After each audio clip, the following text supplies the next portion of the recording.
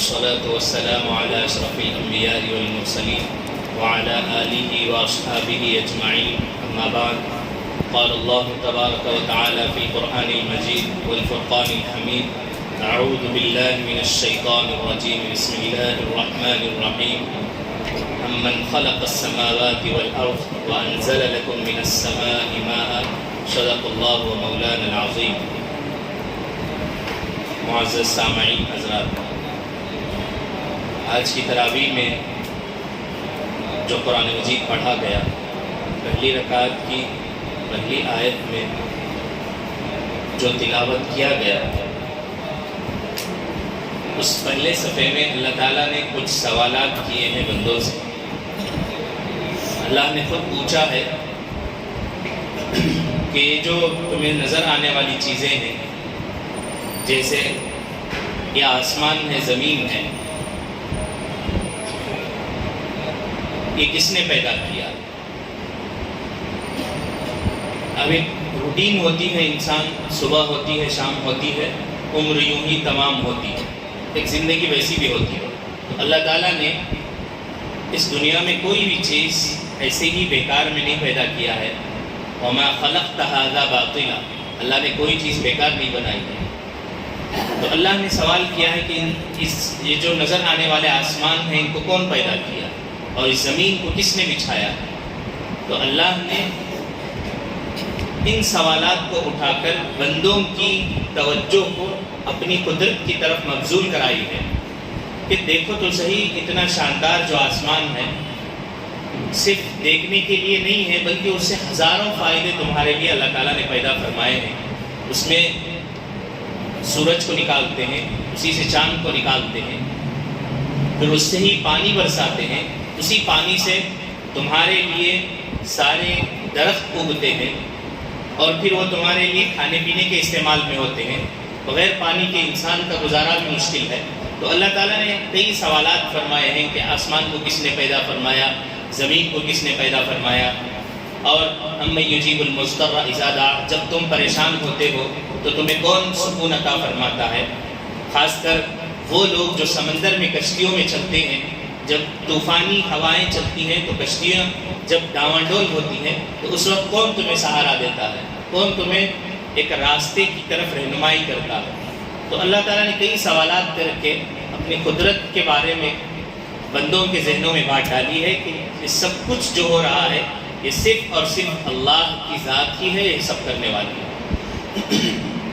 پانی کا برسانا، آسمان سے پانی برسنا اور زمین سے انسان کے لیے پھر اسی پانی کو فلٹر کر کے پینے کے لائق بنانا، یہ سارا سسٹم اتنا بڑا سسٹم ہے.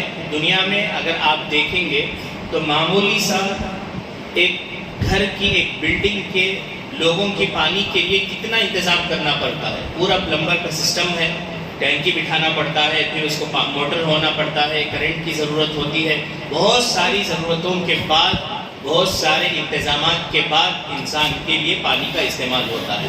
اللہ نے پوری دنیا کی انسانیت کے لیے، ہر چیز کے لیے، ہر مخلوق کے لیے پانی کو اللہ تعالیٰ نے آسانی سے پیدا فرما دیا ہے. اور ہم ہیں کہ بس اس کی طرف خیال بھی نہیں جاتا ہے اور اس کا شکر بھی نہیں ادا کرتے ہیں. تو اللہ تعالیٰ نے جگہ جگہ سوالات فرمائے ہیں کہ پھر اللہ نے پوچھا الہ مع اللہ، کیا اللہ کے ساتھ کوئی پارٹنر ہے یہ سب کام کرنے میں؟ تو اللہ تعالیٰ نے فرمایا کہ اللہ ہی ہے یہ سب کچھ کرنے والا ہے. آپ دنیا کی جتنی بھی قومیں ہیں، جتنے بھی مذاہب ہیں، اس کو اگر آپ پڑھیں گے، مطالعہ کریں گے تو آپ کو کسی مذہب میں یہ نہیں لکھا ہوگا کہ سمندر کے اندر کی چیزیں کسی بھگوان نے بتایا ہو کہ ہم نے بنائی ہیں. ایسا آپ کو کسی مذہب میں نہیں ملے گا، کیونکہ جو بناتا ہے وہی اس کے بارے میں زیادہ جانتا ہے.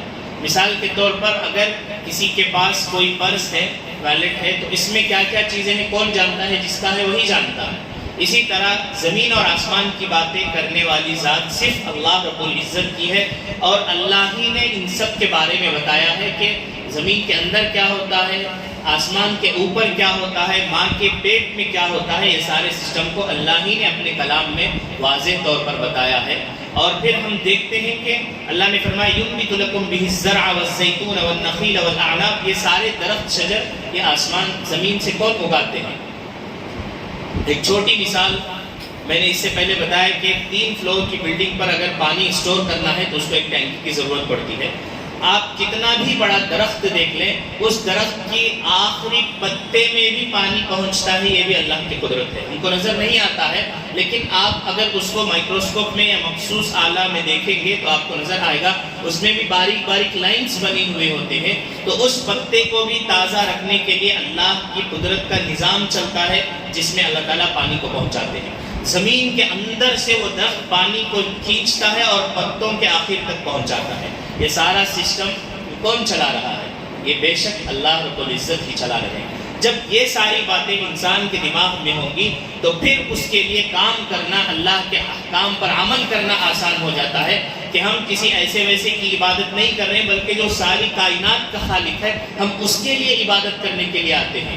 اللہ کی طرف سے جب بلاوا آتا ہے، جب ہم نماز کو کھڑے ہوتے ہیں تو ہم کسی کمپنی کے مالک یا کسی کے لیے نہیں آتے ہیں، بلکہ یہ ساری کائنات کے مالک کے سامنے ہم کھڑے ہوتے ہیں.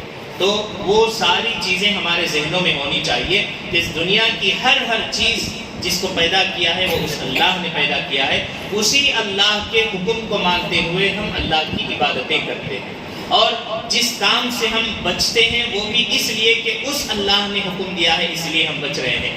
کیونکہ اگر ہم بچیں گے تو جس اللہ نے اتنی بڑی آسمان و زمین کو پیدا کیا ہے اسی اللہ نے ہمارے لیے جنت بھی بنائی ہے جو ہمیں عطا فرمائی جائے. اگر ہم اتنی بڑی جنت چاہتے ہیں تو ہمیں دنیا میں مصیبتیں پریشانیاں جھیلنی پڑیں گی. اور ایک آیت یہ بھی گزری کہ اللہ تعالیٰ نے فرمایا کہ ام حسبتم ان تترکوا ولما یعلم اللہ الذین، کہ تم یہ سمجھتے ہو کہ تمہیں کوئی تکلیف نہیں آئے گی، کوئی پریشانی نہیں آئے گی، آسانی سے پیدا ہوں گے، کھائیں پیئیں گے، مر کر چلے جائیں گے. اللہ نے فرمایا کہ تمہارے اوپر مصیبتیں آئیں گی، پریشانیاں آئیں گی، بیماریاں آئیں گی، تکلیفیں آئیں گی، حالات آئیں گے، مصیبتیں آئیں گی، تمہیں صبر کرنا ہوگا. صبر کس کے لیے کرنا ہے؟ اللہ کے لیے کرنا ہے. ہم اس بات پر ایمان رکھتے ہیں کہ سب کچھ اللہ ہی کی طرف سے ہوتا ہے. اگر پریشانی آ رہی ہے تو بے شک اللہ ہی کی طرف سے ہے. اگر مصیبت آ رہی ہے، کوئی امتحان ہم پر ہو رہا ہے تو یہ بس اللہ ہی کی طرف سے ہے. یہ وقت جو اب ہمارے لیے پریشانی کا ہے وہ وقت بھی گزر جائے گا. انسان کو ہمیشہ اس بات کا خیال رکھنا چاہیے کہ اگر کبھی کوئی بیماری میں، پریشانی میں، دکھ میں، درد میں کوئی بھی حالات آئے تو یہ دماغ میں بات لانا چاہیے کہ یہ حالت اب جو میری ہے انشاءاللہ اللہ تعالیٰ اس کو بدل دیں گے. وَتِلْكَ الْأَيَّامُ نُدَاوِلُهَا بَيْنَ النَّاسِ، آج کا جو دن ہے ہمیشہ ویسے نہیں رہے گا. آج اگر مسلمان پریشان حال ہے تو ایسا نہیں کہ ہمیشہ ہی پریشان حال رہیں گے. مکی زندگی آپ اٹھا کر دیکھیں، روز بروز آپ صلی اللہ علیہ وسلم کو اور صحابہ جیسی شخصیتوں کو پریشان کیا جا رہا تھا. مکی زندگی کے بعد آپ مدنی زندگی دیکھیں گے، بالکل سکون اور اطمینان کی زندگیاں. تو حالات ایک جیسے نہیں ہوتے ہیں، لیکن صبر کرنے کی ضرورت ہے. کسی بادشاہ نے اپنے وزیر سے کہا، بادشاہ غمگین تھا، پریشان تھا. تو پہلے کے جو وزیر ہوا کرتے تھے وہ بہت زیادہ چالاک ہوتے تھے، وہ ہائیلی کوالیفائڈ ہوتے تھے، ان کی اچھی حالات پر، ہر چیز پر پکڑ ہوتی تھی.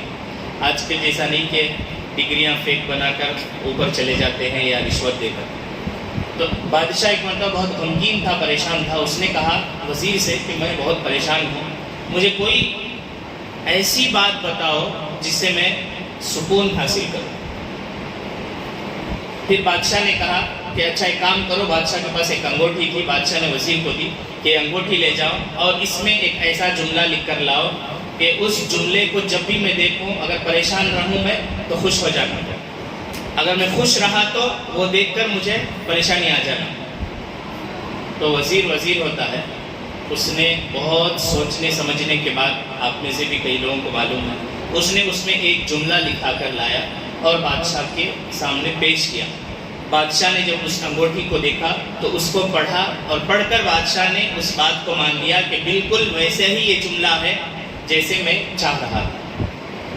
بادشاہ کو نہیں معلوم تھا کہ کیا ہوگا وہ، لیکن وزیر نے اپنی ذہانت سے، اپنی سمجھداری سے ایک ایسا جملہ اس پر لکھوا کر لایا.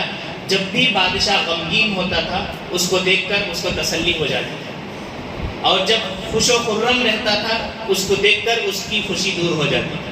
تو وہ جملہ لکھا تھا کہ یہ وقت بھی گزر جائے گا. صرف اس پر لکھا ہوا تھا یہ وقت بھی گزر جائے گا.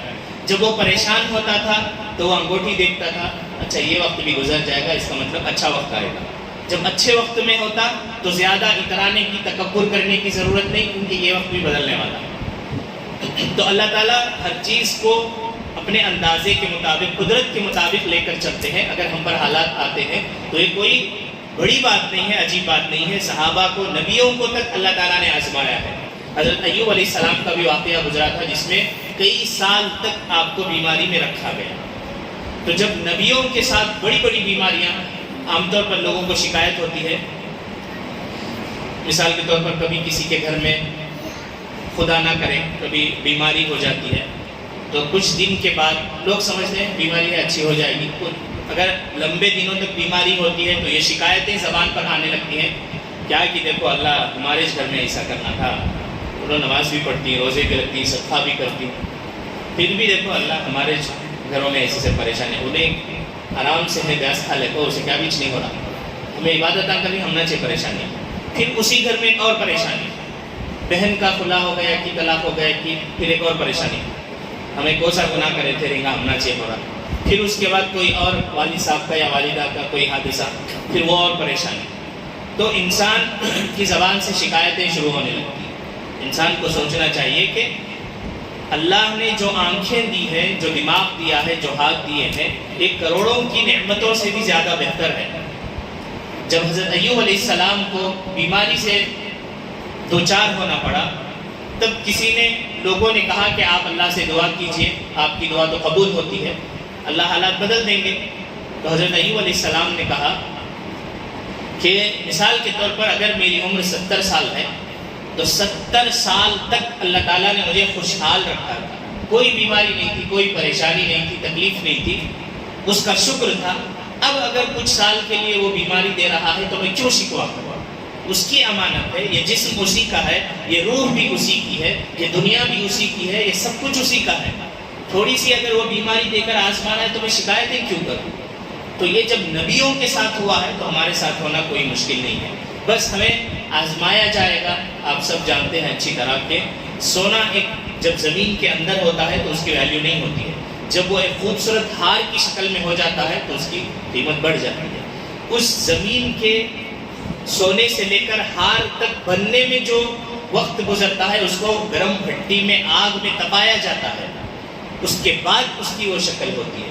تو گرم گرم جب سونے کو آگ میں ڈالا جاتا ہے تو اس کی گندگی دور ہوتی ہے۔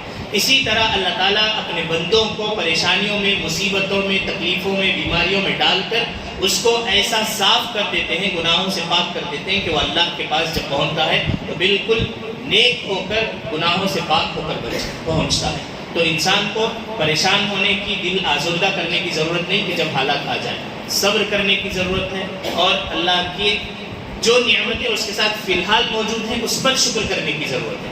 اگر پیر میں تکلیف ہے تو اس کو یہ شکر ادا کرنا چاہیے کہ اللہ بقیہ اعضاء تو تو نے سالم رکھے ہیں، محفوظ رکھے ہیں۔ اس طرح اگر شکر ادا کرے گا تو انشاءاللہ تعالیٰ اللہ اس سے بھی اس کو نجات عطا فرمائے۔ اسی طرح حضرت موسیٰ علیہ السلام کا تفصیلی ذکر آج کے تراویح میں آیا ہے۔ سورۃ القصص نام کا ایک سورت ہے، اس کا نام قصص کے معنی قصے کو کہتے ہیں، اسٹوری کو۔ اللہ تعالیٰ نے حضرت موسیٰ علیہ السلام کا پورا مکمل قصہ بھی اس میں ذکر کیا ہے، اس سے پہلے بھی میں نے مختصراً ذکر کیا تھا، لیکن اور بھی بہت ساری باتیں تھیں، یہاں کم وقت میں نہیں بتائی جا سکتی۔ یہاں پر بس جیسے شہد چکایا جاتا ہے ٹیسٹ کرنے کے لیے، ویسے ہی تھوڑا تھوڑا سا بتایا جاتا ہے تاکہ آپ کے اندر اور اس کے بارے میں داعیہ پیدا ہو، اور خیال پیدا ہو، شوق پیدا ہو کہ اچھا یہ ہے تو اور کیا ہے، آپ خود پڑھنے والے بنیں، یہ بھی ایک طریقہ ہے۔ تو آپ کو اس کے بارے میں اور تحقیق کرنی چاہیے، پڑھنا چاہیے۔ انسان موبائل میں گھنٹوں گھنٹوں گزار دیتا ہے، اگر وہ اللہ کے کلام کو اپنی آنکھوں سے دیکھ کر تھوڑی دیر کے لیے پڑھتا ہے تو وہ موبائل بھی جس سے وہ صبح سے لے کر شام تک دنیاوی استعمال کیا تھا، کچھ دیر بھی اگر وہ قرآن کے لیے یا اللہ کی باتوں کے لیے استعمال کرتا ہے تو اس کا کم سے کم تھوڑا سا صحیح حق ادا ہو سکتا ہے۔ اس کے علاوہ اور بھی کئی آیتیں آئی تھیں جس میں اللہ تعالیٰ نے زندگی گزارنے کے احکامات اور کئی نبیوں کے قصے، حضرت نوح علیہ السلام کا قصہ بھی، کہ صحابہ کو جب تکلیفیں زیادہ ہونے لگتی تھی تو اللہ تعالیٰ نے نبیوں کے قصے بتا کر یہ سمجھایا کہ پریشان ہونے کی ضرورت نہیں۔ اس سے پہلے بھی جن لوگوں نے اللہ کی نافرمانی کی ہے ان کا حشر اللہ تعالیٰ نے ایسے ہی کیا۔ تو نبی ہونے کے باوجود 950 سال تک انہوں نے اللہ کے دین کی دعوت دی، لیکن ان کی قوم میں سے کچھ لوگ ہی ایمان لے آئے تھے، تو اللہ تعالیٰ نے ان کو بھی عذاب میں مبتلا کیا۔ تو آپ صلی اللہ علیہ وسلم کو تسلی دی کہ آپ کو گھبرانے کی ضرورت نہیں ہے۔ اسی طرح بہت ساری آیتیں گزری جس میں بتایا گیا کہ لوگ جن کو شرک کرتے ہیں، جن کو معبود سمجھتے ہیں دوسرے مذاہب کے لوگ، ان کے اندر اتنی بھی طاقت نہیں کہ ان کے اوپر مکھی آ کر بیٹھ جائے تو ان کو اڑا سکے۔ وَإِن يَسْلُبْهُمُ الذُّبَابُ شَيْئًا لَا يَسْتَنقِذُوهُ مِنْهُ ضَعُفَ الطَّالِبُ وَالْمَطْلُوبُ۔ جو مانگنے والے ہیں ان سے اور جس سے مانگا جا رہا ہے دونوں کمزور ہیں۔ کمزور لوگوں سے لوگ مانگتے ہیں، کمزور سے نہیں بلکہ حقیقی مالک اللہ تعالیٰ سے مانگنے کی ضرورت ہے۔ اس طرح کی اور بھی کئی آیتیں گزری جس میں توحید، رسالت اور آخرت۔ توحید کہتے ہیں ایک اللہ کے بارے میں، رسالت کہتے ہیں حضور صلی اللہ علیہ وسلم کو نبی ماننے کے سلسلے میں، آخرت کہتے ہیں مرنے کے بعد یا قیامت کے بعد والی زندگی کو۔ اللہ نے ان تینوں باتوں کو ان صورتوں میں بیان فرمایا ہے۔ ہمیں قرآن مجید کے مطالعہ کرنے کی ضرورت ہے، اس میں پڑھ کر دیکھنے کی ضرورت ہے کہ اللہ تعالیٰ اپنے بندوں سے کیا کہہ رہے ہیں۔ اگر ہم پڑھیں گے نہیں تو پھر ہمیں نہیں معلوم ہوگا۔ اللہ تعالیٰ، میں نے اس سے پہلے بھی کہا کہ دنیا کی کسی بھی ڈگری اگر ہم نہیں پڑھ کے جائیں گے تو اللہ ہو سکتا ہے شاید نہ پوچھیں کہ ڈگریاں تم نے کیوں نہیں پڑھی، لیکن اگر ہم قرآن نہیں پڑھیں گے تو ہو سکتا ہے اللہ ضرور اس بارے میں پوچھیں کہ تم نے کیوں میرے کتاب کو نہیں پڑھا۔ اس لیے اللہ تعالیٰ سے دعا ہے کہ اللہ تعالیٰ ہمیں صحیح معنوں میں قرآن مجید کو سمجھ کر پڑھ کر عمل کرنے کی توفیق عطا فرمائے۔ سبحان اللہ و بحمدہ، سبحانک اللہم و بحمدک، ونشہد ان لا الہ الا انت، نستغفرک و نتوب الیک۔